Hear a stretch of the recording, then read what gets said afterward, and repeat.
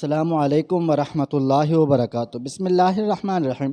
تمہیں کل سے کام پر آنے کی ضرورت نہیں ہے، اور تم آئندہ اگر مس عفاف آئیں تو ڈائریکٹلی انہیں باس کے روم میں پہنچا دینا، ورنہ اگلی کوتاہی کرنے کے لیے تم یہاں موجود نہیں رہو گی۔ سردار کے پرسنل مینیجر کی آواز پر دونوں کو جان کے لالے پڑ گئے تھے۔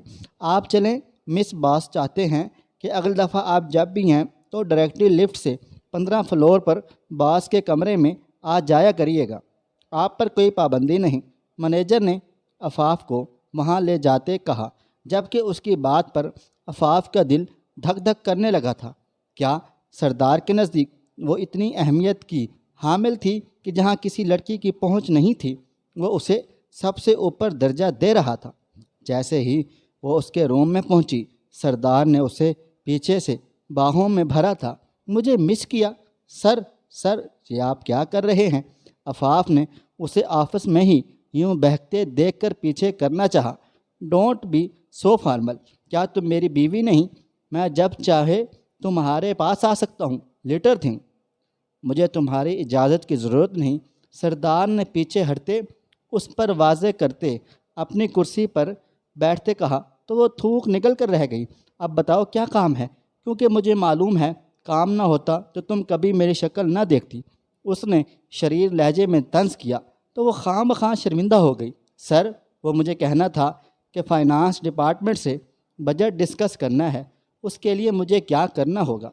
سردار کا دل کر رہا تھا کہ ابھی اس کی قربت سے لطف اندوز ہو، مگر یہ وقت نہ تھا نہ ماحول۔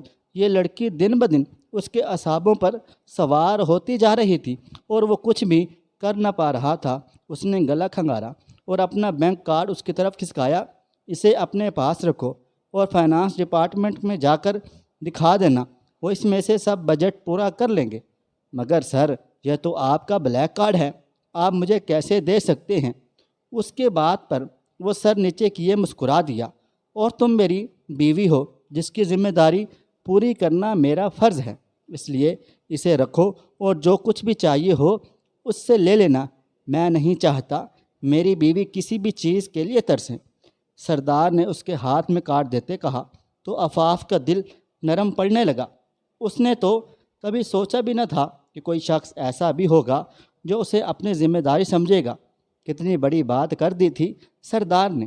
فائنانس ڈپارٹمنٹ میں ذیشان ہوگا، اسے یہ کارڈ دکھانا، آگے کا کام ہو جائے گا۔ اس کی بات پر عمل کرتے وہ ذیشان کے پاس گئی، جو کہ سردار کا بزنس پارٹنر اور کزن تھا۔ اس کے ہاتھ میں سردار کا بلیک کارڈ دیکھ اس نے عفاف کو جانچتی نظروں سے اوپر سے نیچے تک دکھا۔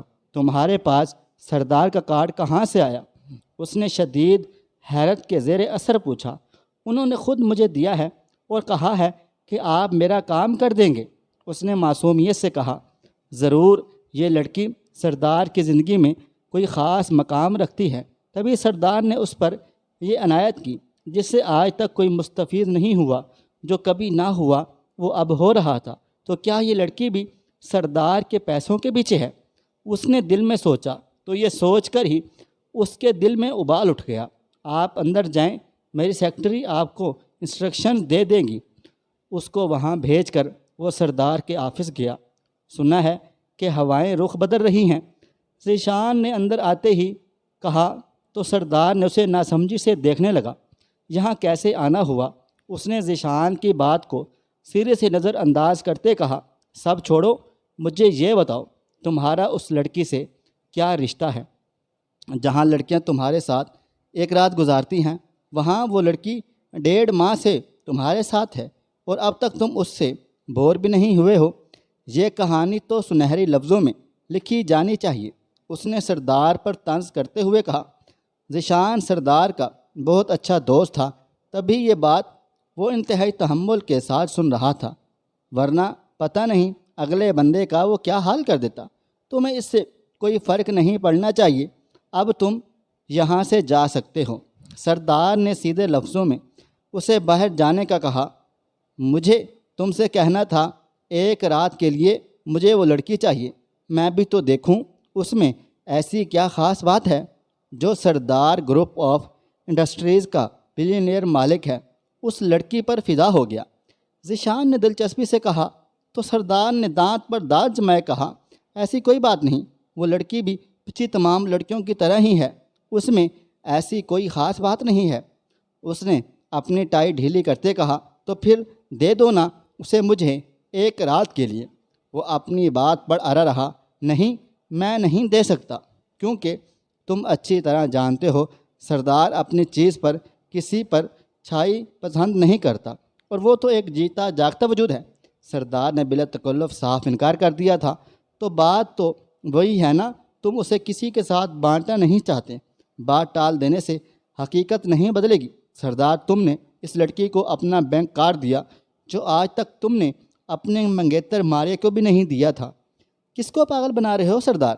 ذیشان نے اس پر طنز کرتے کہا، تو سردار سر جھٹک کر رہ گیا اور بولا، شاید تم بھول رہے ہو ذیشان کے ماریہ سے میری منگنی صرف بزنس ڈیل کے تحت ہوئی تھی، اس کے علاوہ کچھ نہیں۔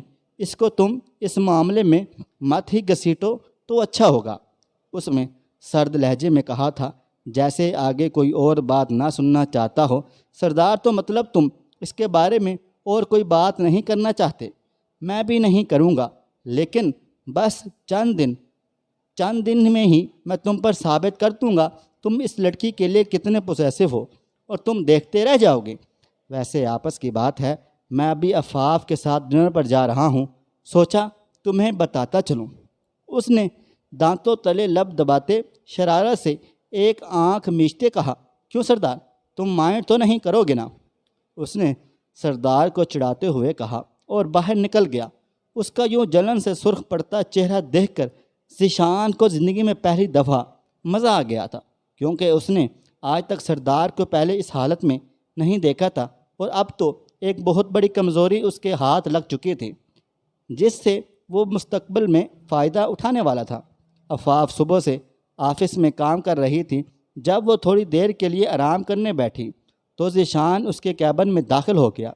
عفاف، اگر تمہارا کام ہو گیا ہے تو جلدی سے آؤ، ریسٹورنٹ چلیں، وہاں بیٹھ کر کھانا بھی کھا لیں گے اور بزنس کے بارے میں بات چیت بھی کر لیں گے۔ ذیشان نے دونوں ہاتھوں سے تالی بجاتے اسے جلدی کرنے کا اشارہ کیا، جو اس کا منہ دیکھ رہی تھی۔ سر معاف کیجیے گا، میں نہیں جا سکتی، ابھی تو میں نے مسٹر سردار سے بھی نہیں پوچھا۔ عفاف کو اس کے ساتھ جانا اچھا نہیں لگ رہا تھا، تبھی جواز پیش کر دیا۔ اسے پوچھنے کی ضرورت نہیں ہے، میں اس سے پہلے ہی پوچھ چکا ہوں، اور یہ صرف کھانا ہی نہیں بلکہ ایک بزنس ڈنر ہے جو ہماری کل کی ڈیل کے لیے بہت ضروری ہوگا، جس سے تم بھی واقف ہوگی، اس لیے ٹائم ویسٹ مت کرو اور چلو میرے ساتھ۔ اس کے سنجیدہ انداز میں کہنے پر عفاف بادل نخواستہ اس کے ساتھ چلنے کے لیے تیار ہو گئی، اور اب کچھ ہی دیر میں وہ ایک اعلیٰ ریسٹورنٹ میں بیٹھے ڈنر کر رہے تھے۔ عفاف کا بھوک کے مارے برا حال تھا، اس لیے جیسے ہی کھانا رکھا گیا تو وہ فٹافٹ کھانے لگ گئی۔ کچھ دیر بعد جب اسے احساس ہوا تو اس نے ذیشان کی طرف دیکھا، جو اسے ٹٹکی باندھے دیکھی جا رہا تھا۔ اس کے یوں دیکھنے پر وہ شرمندہ ہو گئی اور بال کان کے پیچھے اڈیستے ہوئے بولی، آئی ایم سوری، میں نے دوپہر کا کھانا کام کے چکروں میں سکپ کر دیا تھا، اس لیے مجھے بہت زیادہ بھوک لگی تھی۔ اس کی معصومیت نے ذیشان کو بھی قائل کیا۔ ابھی وہ باتیں کر رہے تھے کہ عفاف کے فون پر سردار کی کال آنے لگ گئی۔ کیا بات ہے لڑکی، ابھی مجھے تمہیں کھلا چھوڑے ہوئے کچھ ہی دیر ہوئی ہے اور تم دوسرے آدمی کے ساتھ ڈیٹنگ پر جانے لگی، کیا کہنے ہیں تمہارے؟ جیسے ہی اس نے فون اٹھایا، سردار کا دل دکھا دینے والا جملہ اس کا دل چیر کر رکھ گیا تھا۔ کیا وہ اس کو ایسی لڑکی سمجھتا تھا؟